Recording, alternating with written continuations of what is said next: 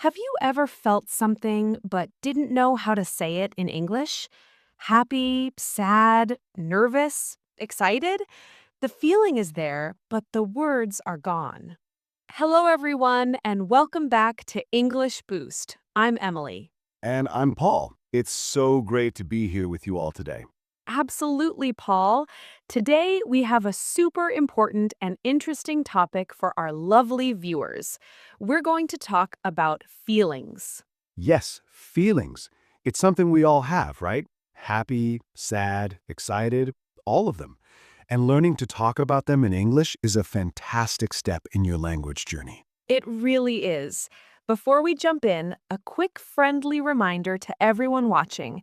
If you enjoy this lesson, please give this video a thumbs up, subscribe to English Boost, and share it with a friend who is also learning. It helps us more than you know. Yes, thank you. And we always love reading your comments. Let us know what you think. Okay, Paul, let's start with why talking about our feelings is so important. Sometimes it can feel a little bit difficult, right? Yes, it can. But it's so good for us, Emily. When we talk about how we feel, it helps our mental health. It's like letting out a little bit of what's inside. Exactly. It's not good to keep everything inside. And when we express our feelings, it helps us with communication. People understand us better. That's true. If I'm feeling happy and I tell you, Emily, I'm so happy today, you understand me better. And it helps our relationships too, with friends, with family. Oh, totally. If I'm feeling a bit sad and I tell my friend, I'm feeling sad today, my friend can say, Oh, I'm sorry to hear that. Can I help? It builds a stronger connection. It's like a little bridge between people. That's a great way to put it.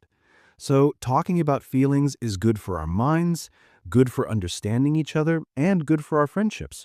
Wow. Yes, wow. Now, for our amazing English learners, let's go over some basic words for feelings. These are words you hear every day. Absolutely. Let's start with some easy ones. The first one everyone knows is happy. Yes, when you smile, when you laugh, you are happy. Like right now, I'm feeling happy talking to you, Paul. Me too, Emily. Then we have sad, when you cry, when you feel a bit down. Oh, yeah. Like when it rains all day and you wanted to go outside, you might feel a bit sad, right? And then there's angry, when you feel hot, maybe you want to shout a little. Like when you miss the bus, you might feel a little angry. Oh, yes, that's a good one. And what about tired, when you want to sleep? Oh, I feel tired sometimes after a long day of filming. But seriously, after a long day, you feel tired. Good one. And excited, when something good is going to happen, like before a holiday trip, you feel so excited. Yay! Exactly. And scared, when something makes you feel a bit afraid. Like watching a spooky movie, you might feel scared. Ah, or when you hear a strange noise at night. And finally, for our basic list, nervous, when you have a big test or you have to speak in front of people. Ah, I remember feeling nervous before my first video, but now I feel happy. See? Practice makes perfect. Now, a very important tip for our viewers. The difference between I feel and I am. Oh, yes, this is very useful. When we talk about feelings, we often say, I feel happy or I feel sad. That's right. It describes your current state, how you are feeling right now. But you can also say, I am happy or I am sad. Both are correct. Yes, so you can say, I feel tired or I am tired. Both mean the same thing.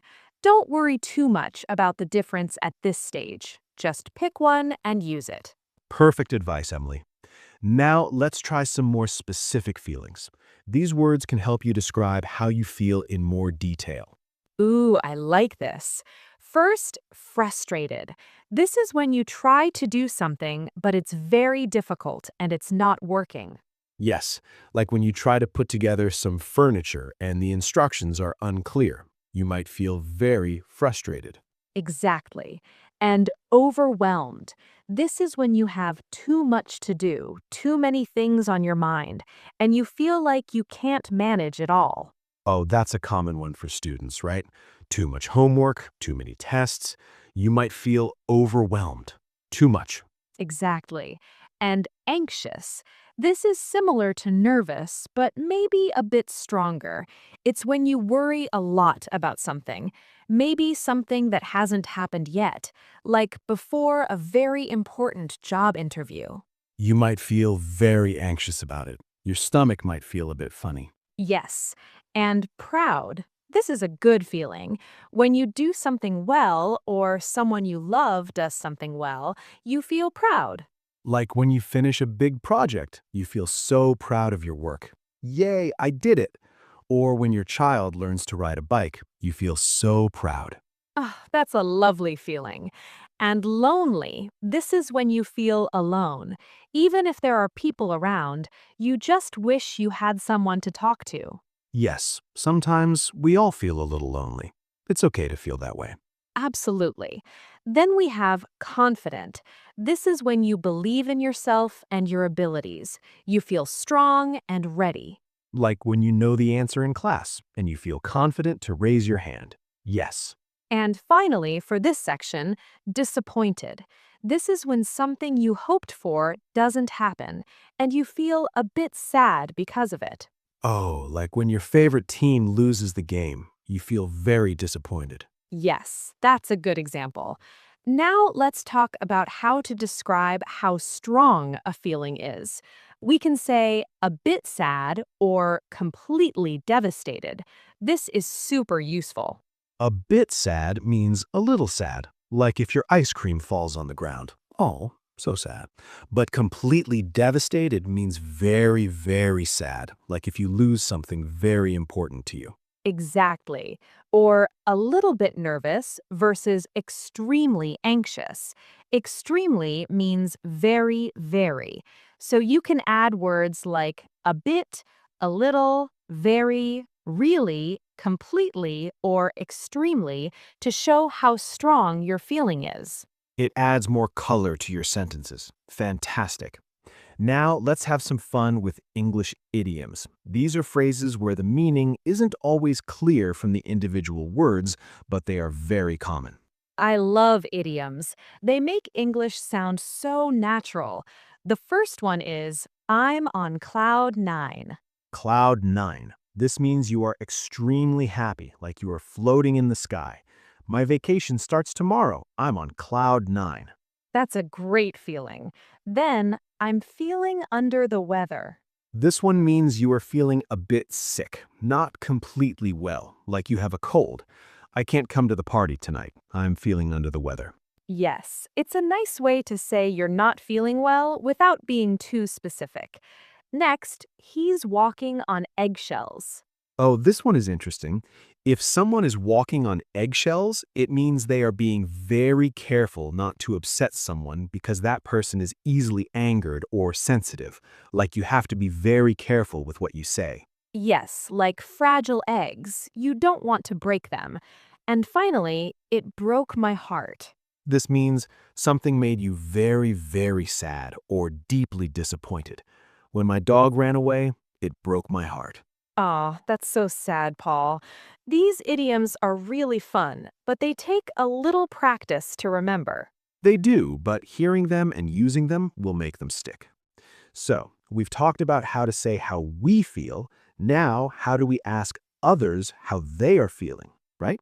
Yes, it shows you care. A simple one is, how are you? But sometimes people just say, I'm fine. If you want to know more, you can ask, how are you really feeling? That's a good one. It shows you are truly interested. Or if someone seems a little sad, you can ask, do you want to talk about it? Perfect. It gives them a chance to share, but they don't have to if they don't want to. It's an open door. And another one, if someone seems deep in thought or worried, you can say, is something on your mind? Ooh, I like that one, Paul. Is something on your mind means, are you thinking about something difficult or are you worried? These are very gentle ways to ask. These questions are so helpful for connecting with people. And after someone shares their feelings, how do we respond? We want to be kind and understanding. We call this empathy. Yes, empathy means understanding and sharing the feelings of another person. So if someone tells you they are sad, you can say, that must be really hard. That must be really hard. It shows you understand that their situation is difficult. Or, I understand how you feel. Yes, it means you can relate even if you haven't been in the same situation. Another good one is, I'm here for you. I'm here for you. This is so powerful. It means I will support you. You are not alone. And a simple one, but very important, thanks for sharing that with me. Yes, when someone shares their feelings, it's a big step. So saying, thanks for sharing that with me, shows appreciation and trust. It encourages them to share again in the future. These phrases really help build strong relationships. Okay, Emily, let's imagine some real-life situations and how we can use our new feelings vocabulary. Great idea. Let's say you had a really bad day at work. How would you describe your feelings? After a bad day at work, I might say, I'm feeling tired and a bit frustrated today. The computer was slow and I had too many meetings. Good one. Or, I'm feeling a bit overwhelmed after all that work today. Perfect. Now, what about describing excitement before a trip or a big event? Oh, that's easy. I'm so excited for my vacation next week. I can't wait. Or, I'm on cloud nine about the concert tomorrow. Love it. And what if you want to express sadness after a breakup or a disappointment? This can be difficult, but it's important to talk about. Yes, it is. You might say, I'm very sad about the breakup. It broke my heart. Or, I'm really disappointed that the project didn't work out. These examples show how we can use different words to match the situation. It makes your English sound much more natural. Exactly. Practice these in your head or even out loud. Now, let's talk about feelings at work. Sometimes it's hard to talk about stress in a professional way. It is, but it's also important for our well-being. If you're feeling too much pressure, you can say, I'm feeling a bit burned out.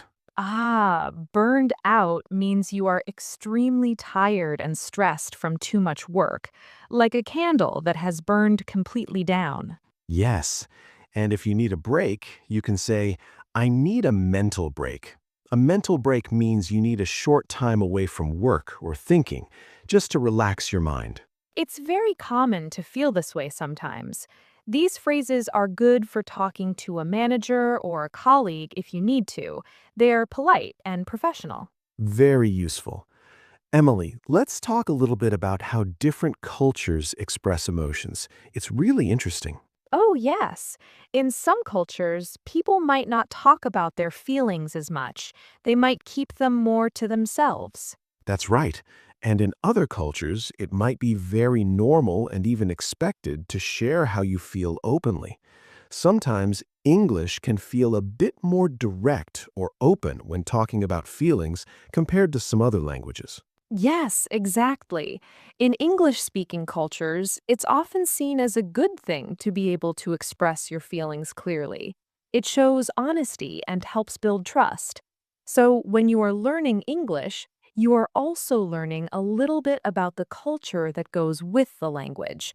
It's part of the journey. Exactly. Don't be shy to try expressing yourself. It's a skill, just like learning grammar.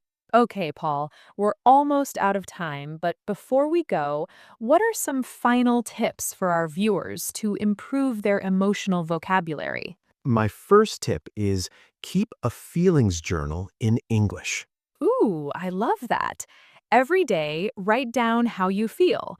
Today I feel happy because, or today I feel a bit tired because. Yes, it helps you practice using the words. And my second tip is practice describing your day using emotional language. So instead of just saying, my day was good, try to say, my day was a bit stressful at first, but then I felt very proud of my work. Exactly. The more you practice, the easier it becomes. Don't be afraid to make mistakes. That's how we learn. That's fantastic advice, Emily. And remember, everyone, talking about your feelings is a journey, both in English and in life. Be patient with yourself. Absolutely. And we are so proud of all of you for learning and growing with us. Well, that's all for today's episode of English Boost. Thank you so much for joining us. Yes, thank you. Remember to subscribe to our channel, share this video with your friends, and hit that like button. And we would love to hear from you. Leave a comment below and tell us, how are you feeling today? Or what was one time you felt super excited? We can't wait to read your comments. See you next time, everyone. Bye bye. Bye.